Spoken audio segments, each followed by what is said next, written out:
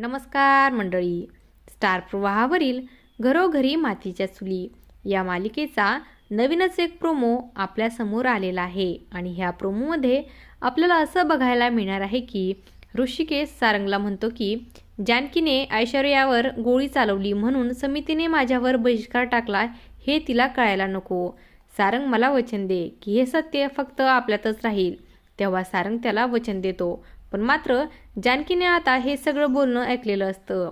त्याचवेळी जानकीला आता मास्कमॅनचा फोन येतो. मास्कमॅन जानकीला म्हणतो की जर तू मकरंदकडे लवकरात लवकर आली नाहीस तर ऋषिकेशचा जगण्याचा हक्कही तू गमावशील. सर्वोपरी निर्णय आता फक्त तुझाच आहे. ऋषिकेश की मकरंद तूच ठरव. मास्कमॅनने आता जानकीला दुहेरी संकटात टाकलेलं असतं.